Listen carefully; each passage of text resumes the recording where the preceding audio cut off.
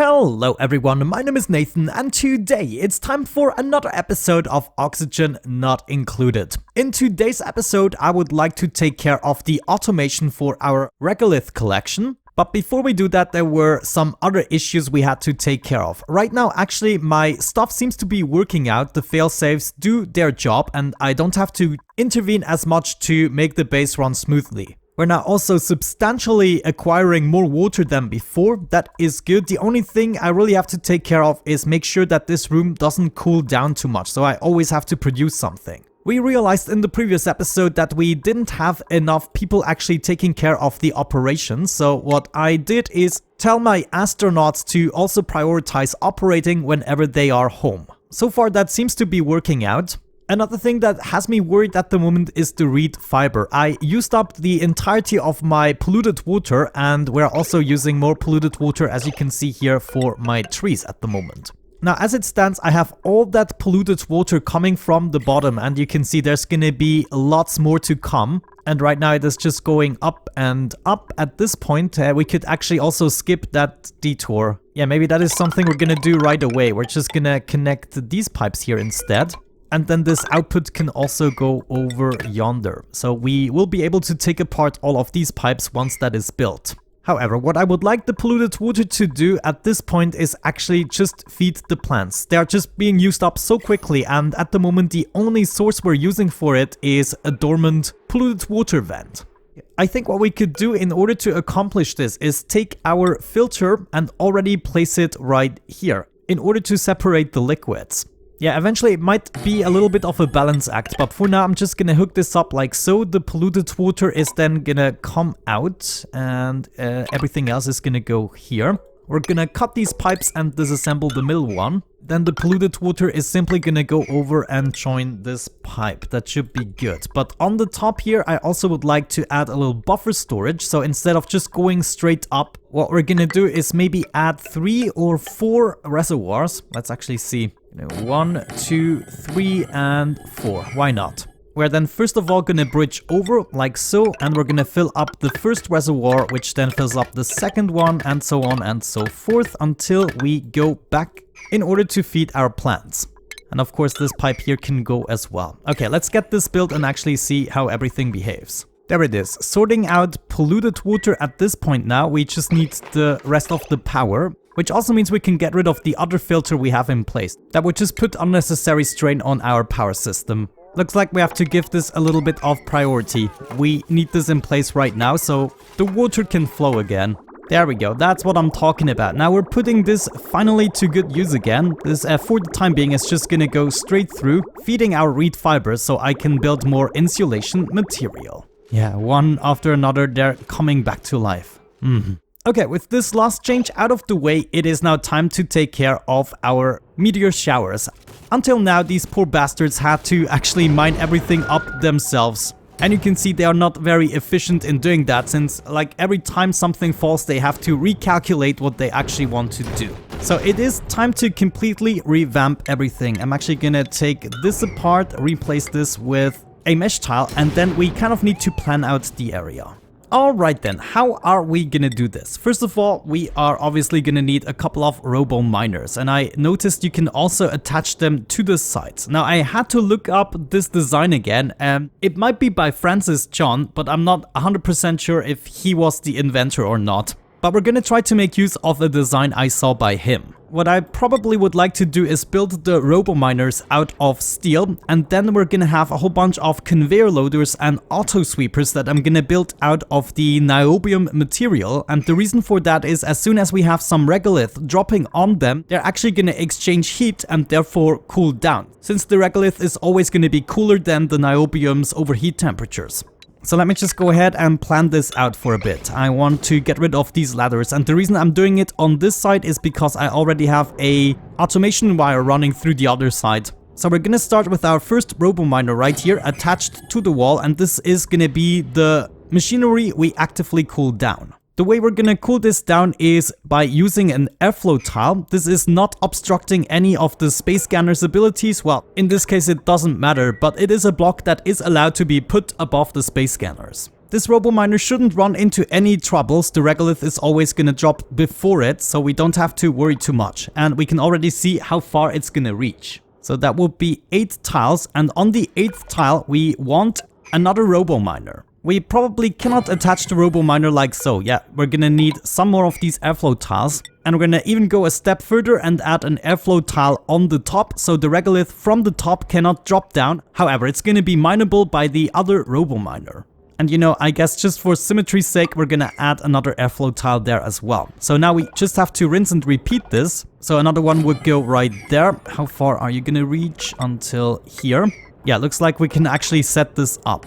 And it even adds up perfectly. This is absolutely amazing. Yes, I love it. Now actually, before we add any of these airflow tiles, we are gonna need a way to cool these guys down, and we're gonna do that with a little bit of liquid. So let's add some bottle emptiers first.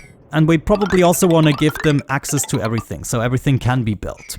Because I don't really want to waste my time setting up another system, I believe what we could do is simply use the excess oxygen we have at the moment. If I check down here, I just want to know, yeah, that's what I thought. We have plenty of oxygen, we can use that, we can even waste a little bit. So I might even go with a more elaborate setup. So let's just say before actually storing the oxygen here, we are gonna take a little detour. We're gonna go up here and we're gonna try to cool these guys down eventually.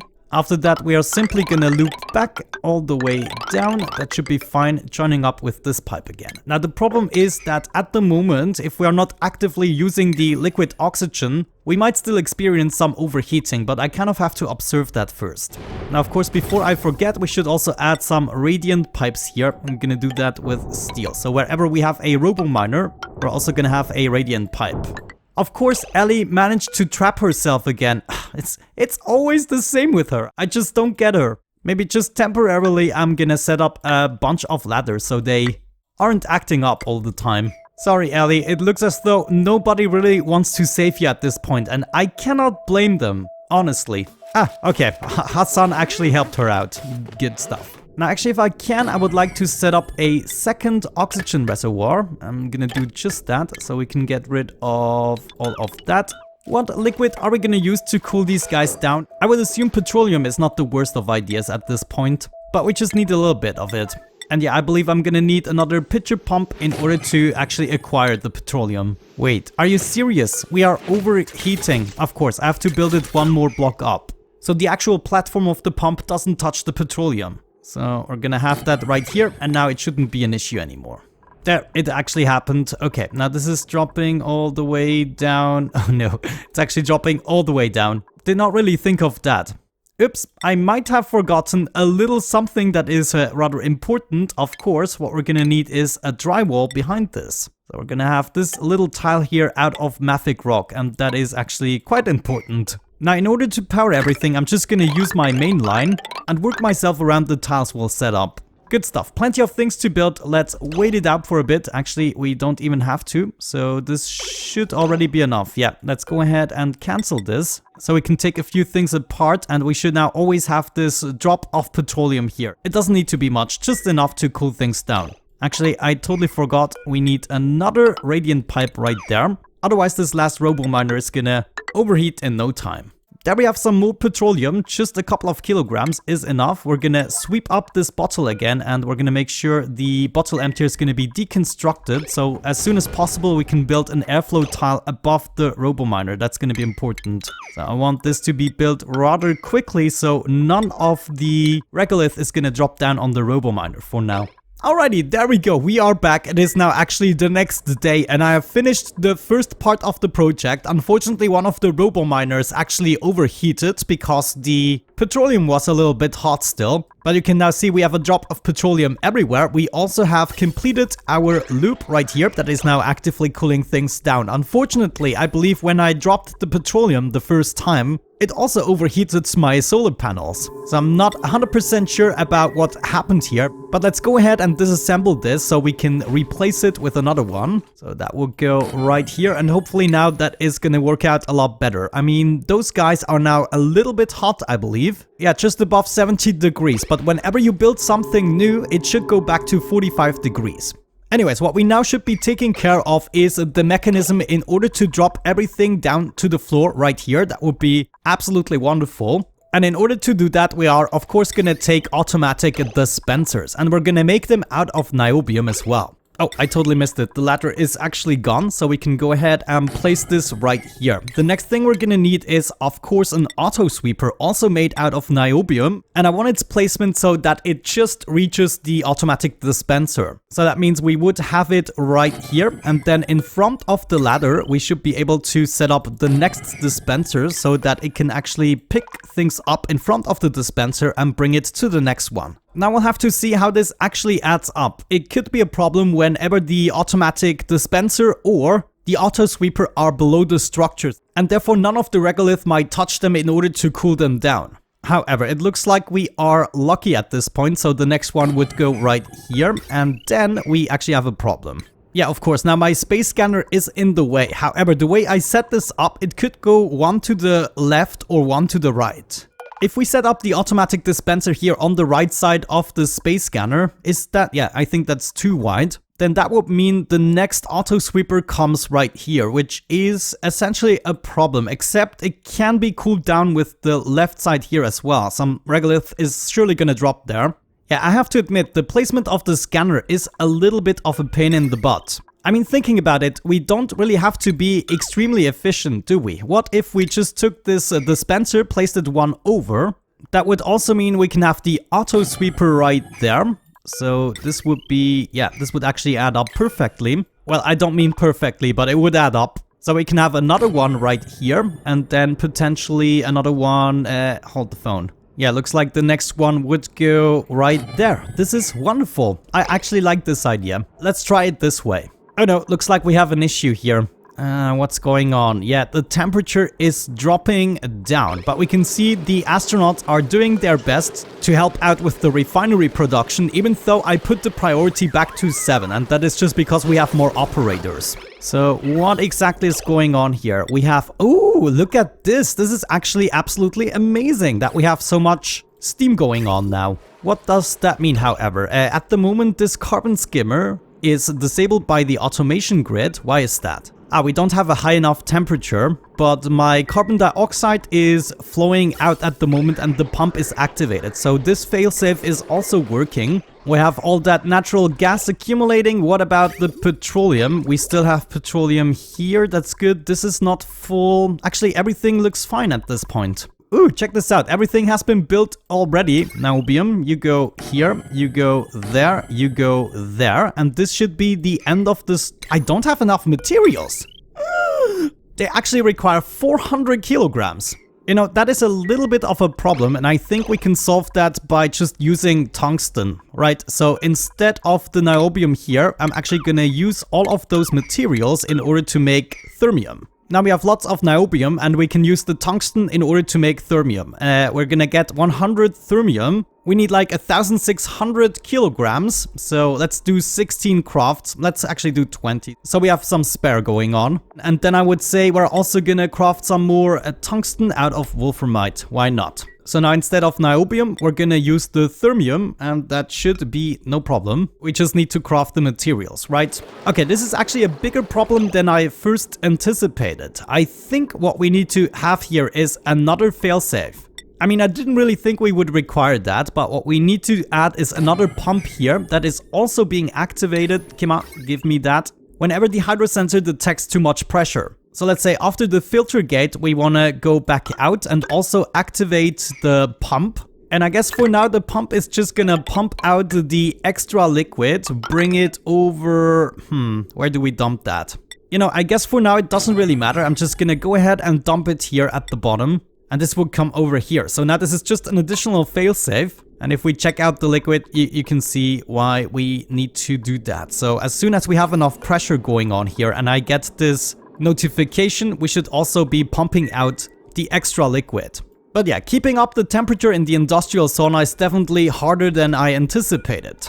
Also, I'm gonna need a little bit of extra water here in my steam room. It's still not enough pressure. There we go. Let's try it with that amount. That should be good. So it's now being dumped into here, and then hopefully this system is gonna enable itself again. At the moment I had 30 kilograms in there, and I believe we should be able to get up to 100 kilograms with no problem. So we have a much higher heat capacity and can run these thermo aqua tuners for much longer.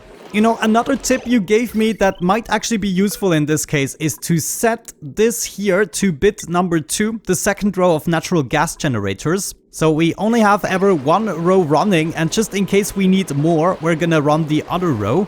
And this way we might not be as wasteful. And another thing I'm gonna do temporarily is activate a couple more of these steam turbines. We have another meteor shower going on, so we should at least see the robo miners in action, but the cooling system behind it is still not working. We might need to add a failsafe for that as well. There we go, bunker doors have opened. It's dropping down.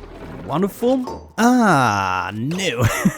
Yeah, of course, I cannot have these cables made out of lead. The good thing is I can make them out of lead 2 tiles above the floor, but below the floor it's gonna have to be iron.